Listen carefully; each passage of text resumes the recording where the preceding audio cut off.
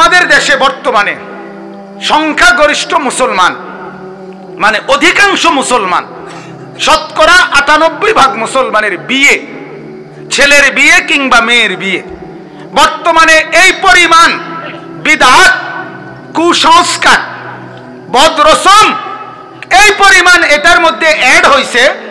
এখন বিয়ে মানে যত কিছু মিলানো হয় এটার মধ্যে মুসলমানের বিয়ে, এটার অবস্থাও ঠিক এরকম হয়েছে যে এখন আর পিওর সুন্নত বিবাহ যেটা, আল্লাহর বিধান যেটা, রসুলের তরিকা যেটা হুবহু, এটা বললে মাথা তার দিয়া লায় যে ইন্না লিল্লাহি হুজুরিটা কিতা বলে। এই কথা তো আমি আর জীবনে শুনছি না। আল্লাহর কসম, আমি আপনাদের সামনে এই কোরআন সামনে বলতেছি, 90 বছরের বুড়ো এক মানুষ, আমি একদিন আমার এক ছাত্রের বিয়ে মসজিদে যখন সুন্নত মোতাবেক বিয়ে পড়াইছি, 90 বছরের এই বুড়া লোকটা আমার বুকে জড়াইয়া ধরে বলছে, হুজুর এমন বিয়া আমার জীবনে আমি আর দেখি নাই। কি দাঁড়াইলো, কি দাঁড়াইলো, কি দাঁড়াইলো হালাত। আমি খুব কম বিয়ে পড়াইবার জন্য, খুব কম, আমি যেতেই চাই না, কারণ আমি যাইলেই আমার লোকে বইতো না, আমি জানি, প্রায় সময় যাই না। অনেক অনুরোধ করলো অনেকের বিয়ে শাদিতে, যেতে চাই না, কারণ গেলে বলবে আমি বিয়ে পড়াইতাম, আর আমারে বললে আমি যেমনি কমু, যা কমু হেরা কব না, এরম হইতো না। কথা বুঝছেন? আমি বলবো পরিষ্কার, উকিল বাপ বলতে কিছু নাই, হেরা বলবে এ কথা জীবনে শুনছি না। আমি বলবো ইজেন আনবার জন্য মেয়ের কাছে মেয়ের বাবা, মেয়ের দাদা, মেয়ের ভাই, মেয়ের চাচা, অর্থাৎ যাদেরকে এই মেয়েটা আগের থেকে দেখা দেওয়া জায়েজ ছিল, ওইরকম কেউ ছাড়া ছেলের পক্ষের কেউ, অথবা বিবাহের উকিল অথবা কাজী অথবা এরকম অন্য কোনো কেউ যাওয়া একেবারে হারাম, স্পষ্ট হারাম, স্পষ্ট হারাম। ছেলের ফুফা, ছেলের মামা, ছেলের খালু, এই বিয়ের এজেন্ট গিলা মেয়ের কাছে যাওয়া হারাম। বিয়ের এজেন্ট মানে বিয়ে না, বিয়ের এজেন্ট মানে মেয়েটা তার বাবাকে অনুমতি দিছে, আব্বা আমার বিয়ে আপনি আপনার প্রস্তাব দিয়া ছেলেটার সাথে করায় দেন,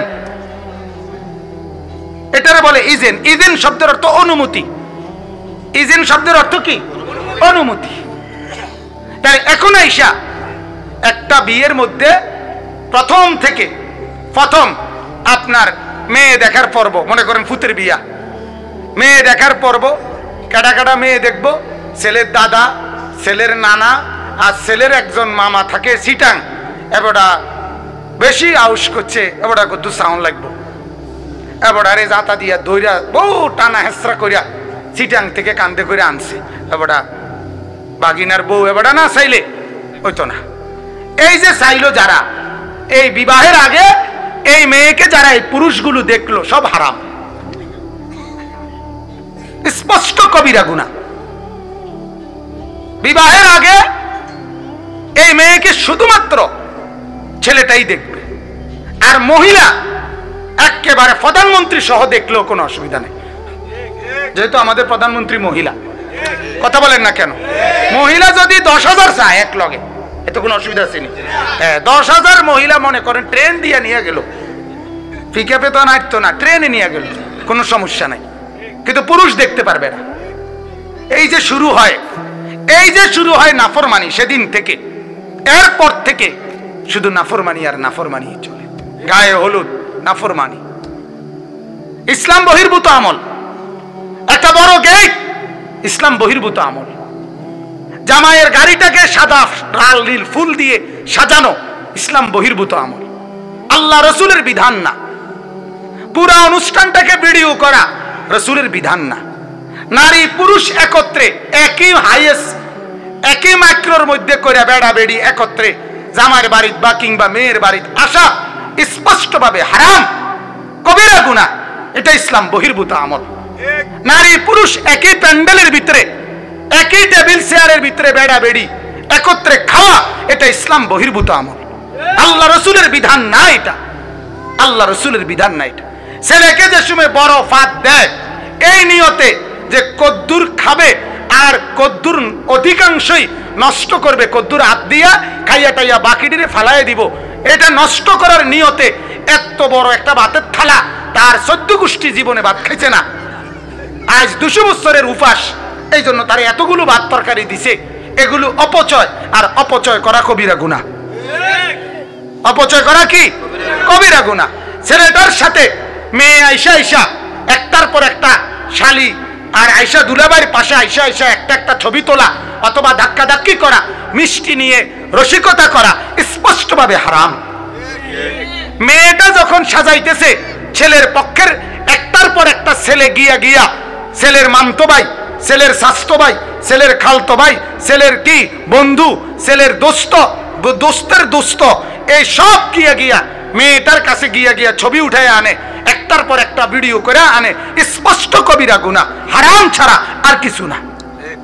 মেয়েটাকে যখন ছেলেটার হাতে তুলে দেয় বিবাহের পরে, মহিলারা মিল্লা এই উত্তরের ঘরের ভাবি, দক্ষিণের ঘরের ভাবি, 14 গোষ্ঠীর 13 কিসিমের ভাবি, সমস্ত ভাবি এখানে দাঁড়াইয়া ছেলেটাকে মেয়েটার হাতে তুলে, মেয়েটাকে ছেলের হাতে তুলে দেওয়া হারাম, কবিরা গুনাহ, স্পষ্ট কবিরা।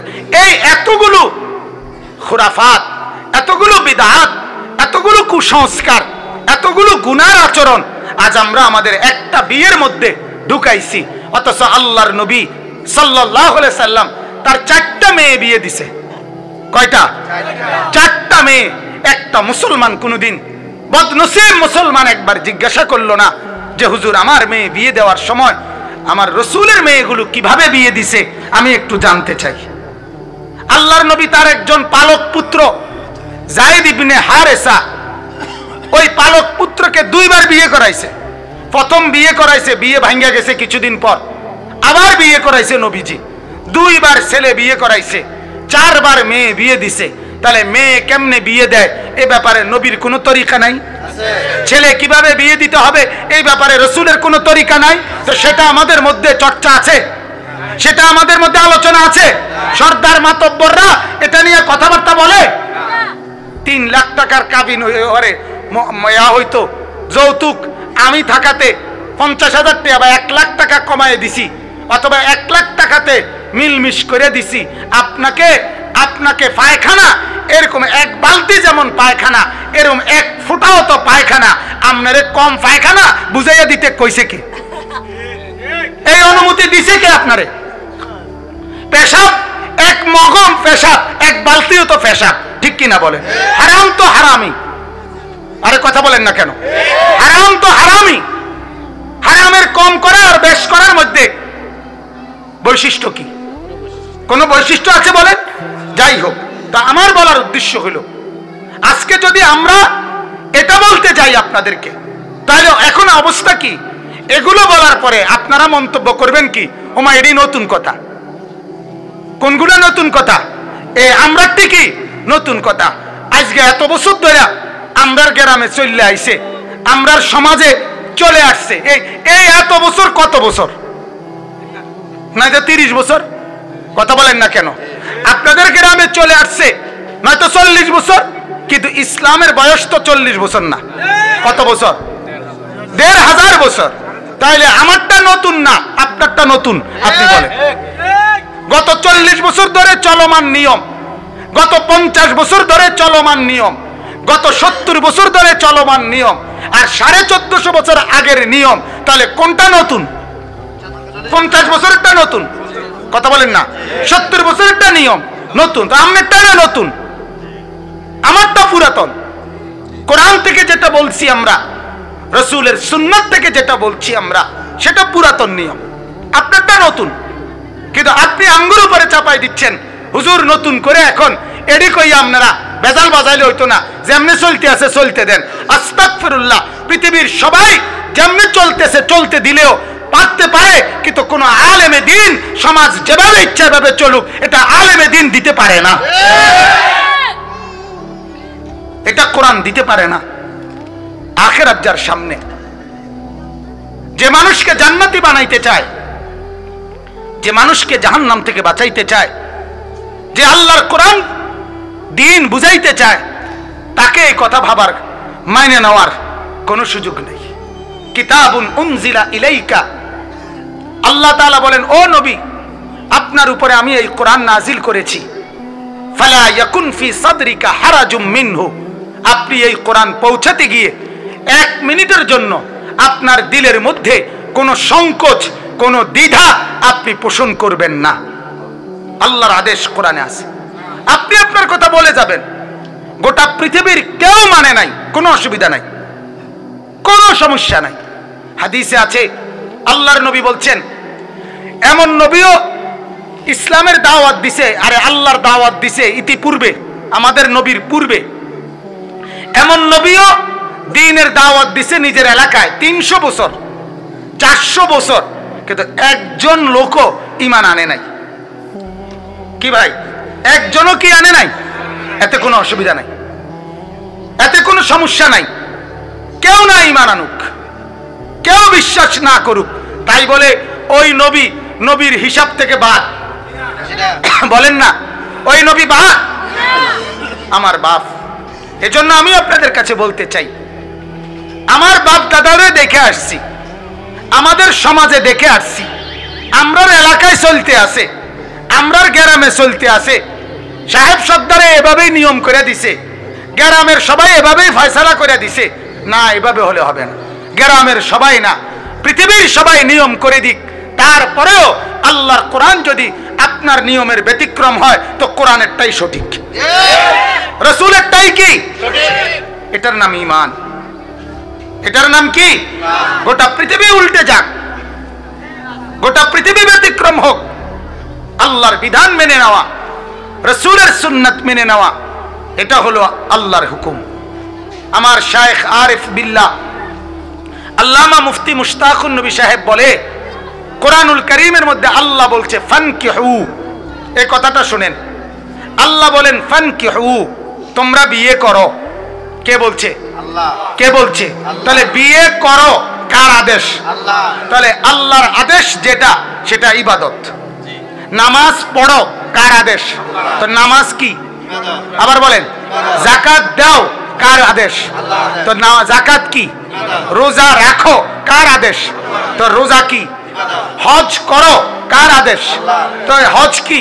তো ঠিক আল্লাহ বলছে ফানকিহু, কোরআনের আয়াত, তোমরা বিয়ে করো। তাহলে বিয়ে করা কার আদেশ? আল্লাহ। আচ্ছা, রাসূলুল্লাহ সাল্লাল্লাহু আলাইহি সাল্লাম বলেন আন নিকাহু মিন সুন্নতি, বিয়ে আমার সুন্নত, ফামান রাগিবা আন সুন্নতি ফালাইসা মিন্নি, যে আমার সুন্নতের বিরোধী সে আমার অন্তর্ভুক্ত নয়, আমি তারে চিনি না। ফালাইসা মিন্নি, সে আমার নয়, আমি তারে স্বীকারই করব না আমার। এখন বিয়ে কার সুন্নত? আর যেটা সুন্নত এটা ইবাদত কিনা? সুন্নত গুলো ইবাদত না? তাইলে আল্লাহর আদেশ হলে এটা ইবাদত, রাসূলের সুন্নত হলে এটা ইবাদত হয়। তাহলে নামাজ আপনাদের মন মতো পড়ার সুযোগ আছে? যাকাত আপনাদের মন মতো দেওয়ার সুযোগ আছে? রোজা আপনাদের মন মতো রাখার সুযোগ আছে? হজ আপনাদের মন মতো করার সুযোগ আছে? কেন নাই? যেহেতু ইবাদত। কথা বলেন না, কেন নাই? যেহেতু কি? তাইলে বিয়ে আপনাদের মন মতো হবে কেন? বিয়ে সমাজের মন মতো হবে কেন? বিয়ে টেলিভিশনের নর্তকীর মতো হবে কেন? বিয়ে কাফের বেঈমানের মতো হবে কেন? যদি বিয়ে ইবাদত হয়, তাইলে বুঝা গেল আপনি ফয়সালা নেন। যদি বিয়েকে ইবাদত মনে করেন তবে রাসূলের তরিকায় হবে, যদি বিয়েকে ইবাদত মনে করেন তো আল্লাহর হুকুম মতে হবে। আর যদি বিয়ে ফুর্তির নাম হয়, শুধুমাত্র যৌবন উপভোগ করা, নারী পুরুষকে উপভোগ করা, তো ঠিক আছে, যেমনে মনে করে এমনি করেন, কিন্তু বিয়ে তো ইবাদত। আল্লাহ আমাদেরকে বুঝার তৌফিক দান করেন।